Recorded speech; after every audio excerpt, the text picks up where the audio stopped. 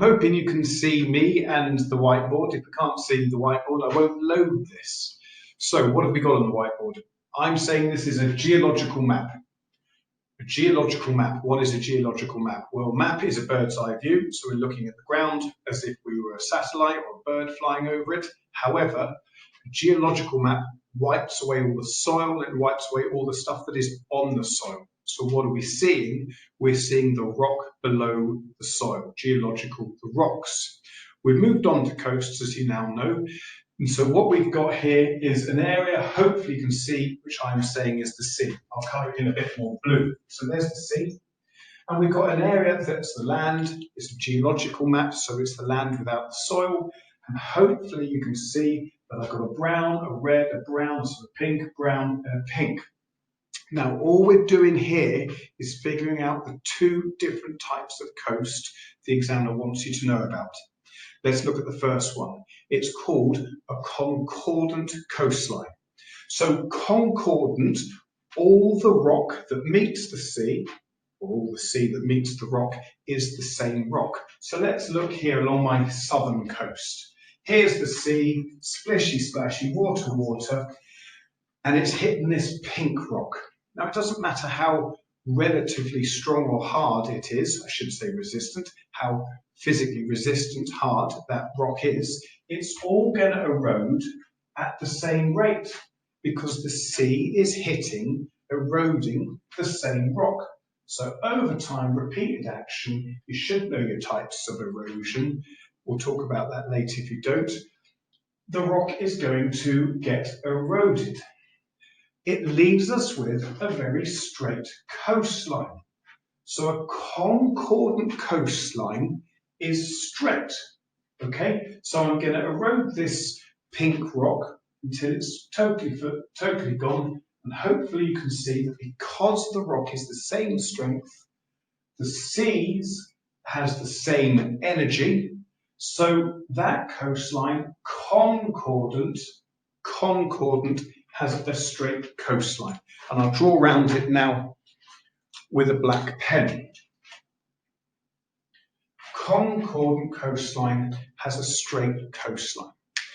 So the other coast the examiner wants you to know about is a discordant. So over on my east coast here, actually, am I mirror imaged? Whichever one that is, east or west. I've got my brown, my pink, my brown, my pink, my brown. I'm going to say this brown rock is harder. Okay, it is relatively harder, physically resistant, more resistant than the pink. So I'm going to say softer, hard, soft, hard. So now our waves and our energy are coming in on this coastline here. But instead of eroding the rocks in a straight line, they are going to erode the softer rocks faster. So over time, this rock will be eroded faster than the brown rock, and so will that one. Repeated action over time, that one's going to get eroded back, that one's going to get eroded back, and on a discordant coastline, we're going to get, I'll draw it now, a wiggly waggly coast. Now we give those wiggles and those waggles a name. The bits that stick out are headlands, all one word, and the bits that stick in are bays. And they'll have beaches in them. So let's just do one more thing, because next lesson or two we will zoom in on the headlands, but we'll just double check if they're always straight on a concordant coastline. And the answer is we can get quite a specific feature that we have across southern England.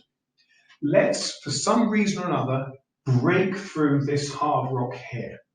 Now, it could be just a natural geo, a line of weakness that was caused by some tectonic activity, or it could be actually there's a river breaking through it, but for whatever reason, the sea's energy now has got through the hard rock and is able to erode the softer rock behind it.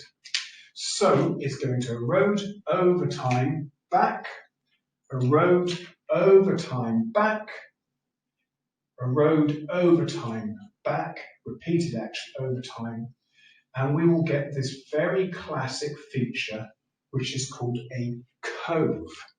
Okay, it's not a bay, it is a cove. A cove is sort of protected from a hard layer of rock. So we've got a classic example not far away from us called Lulworth Cove.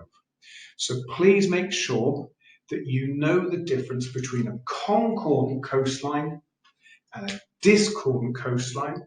Please note that you make sure that a concordant is straight with the odd cove. That's useful. Cove for discordant. Cove, concordant, sorry, 2 C's. And the discordant gives you bays and headlands. Thank you very much.